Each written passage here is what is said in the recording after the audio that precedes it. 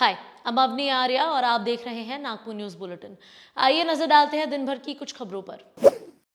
Bombay high court के Nagpur bench ने 2019 के एक मामले में रेलवे को ऑर्डर दिया है कि वो खरवाड़े फैमिली को रेलवे क्लेम ट्रिब्यूनल के ऑर्डर के तहत 8 लाख रुपए 9% इंटरेस्ट के साथ कॉम्पनसेशन दे। दरअसल साल 2019 में महल में रहने वाली रीना अपनी मां के साथ नागपुर रेलवे स्टेशन से पांढुर्ना जा रही थी। उनके पास टिकट भी थी, लेकिन वो गलती से चेन्नई की तरफ जाने वाली ट्रेन में बैठ गई। जब उन्हें पता चला तो उन्होंने अजनी रेलवे स्टेशन पर उतरने की कोशिश की तो दोनों ही गिर गई और इस हादसे में उनकी मां की मौत हो गई।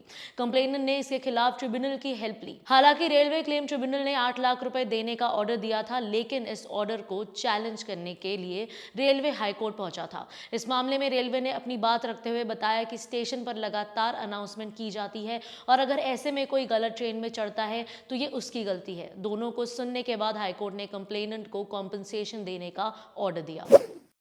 नागपुर शहर के पास डोंगरगांव में पिछले कुछ दिनों से टाइगर के दिखाई देने से लोगों में काफी डर का माहौल है। इनमें मजदूर, किसान और स्टूडेंट्स काफी डरे हुए हैं। इस कारण आरटीआई एक्टिविस्ट श्रीकांत कोटे ने रविवार 20 नवंबर को हिंगना पुलिस स्टेशन में कंप्लेन देकर टाइगर को पकड़ने की मांग की है। उन्होंने अपनी कंप्लेन में बताया है कि बूटी बोरी के फॉरेस्ट डिपार्टमेंट के आरएफओ को कंप्लेन देने के बाद भी टाइगर को रेस्क्यू करने के लिए कुछ नहीं किया जा रहा है। ऐसे में टाइगर की वजह से अगर किसी की जान जाती है तो इस मामले में इससे रिलेटेड ऑफिसर्स और कर्मचारियों पर कल्पेबल होमिसाइड का मामला दर्ज करने की मांग की है। इसके साथ ही डोंगरगांव के नागरिकों ने भी स्टेट गवर्नमेंट, सेंट्रल गवर्नमेंट से भी टाइगर को रेस्क्यू करने और लोगों की जान बचाने की मांग की है। गवर्नमेंट ऑफिस में घोटाले की बात तो आपने सुनी होगी, लेकिन गाड़ी के शोरूम में स्कैम के मामले आपने बहुत कम देखे होंगे। गाड़ी के शोरूम में लाखों रुपए की चोरी शोरूम के ही अकाउंटेंट ने की है।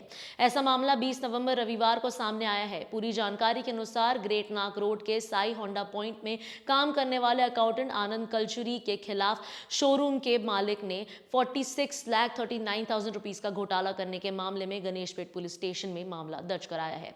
इस मामले में आरोपी फरार बताया जा रहा है। जानकारी के अनुसार आरोपी अकाउंटेंट वाठोड़ा में रहता है और वो शोरूम का मेन अकाउंटेंट है। वो पूरा शोरूम का काम संभालता था। उस पर ओनर का पूरा भरोसा था, इसीलिए कभी ऑडिट नहीं किया गया। इसी का फायदा उठाकर उसने 1 अप्रैल 2019 से लेकर 3 मार्च 2020 के बीच गाड़ियों से मिलने वाले आधे पैसों को शोरूम के अकाउंट में डाला और आधे पैसों को अपने अकाउंट में। शोरूम के ओनर को शक होने पर उसने ऑडिट करवाया तो 46.39 लाख रुपीस के स्कैम की बात सामने आई। इसके बाद अकाउंटेंट से पैसे वापस देने के लिए कहा तो वो ठीक तरह से जवाब नहीं दे पाया। इसके बाद पुलिस स्टेशन में अकाउंटेंट के खिलाफ मामला दर्ज कराया गया है।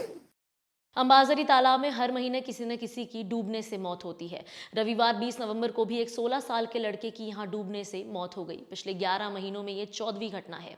जानकारी के अनुसार न्यू नंदनवन के सीपी करियर पॉइंट एकेडमी के आईटीआई का स्टूडेंट चैतन्य डोंगरे अपने फ्रेंड्स के साथ दोपहर के समय अंबाजरी तालाब पर घूमने आया था। सभी फ्रेंड्स तालाब के पानी में खेल रहे थे। इसी दौरान चैतन्य डूबने लगा। उसके फ्रेंड्स ने चिल्लाना शुरू किया, लेकिन कोई भी हेल्प के लिए नहीं आया और इन फ्रेंड्स के सामने ही चैतन्य डूब गया।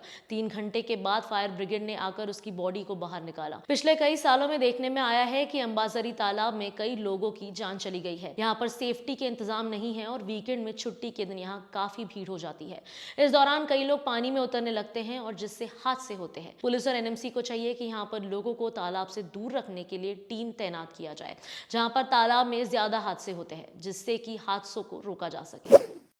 इस वीडियो के प्रोड्यूसर हैं विक्रांत शांडेलिया, स्क्रिप्ट लिखी है शमान अंतायडे ने और कैमरा के पीछे है अनुराग राउत।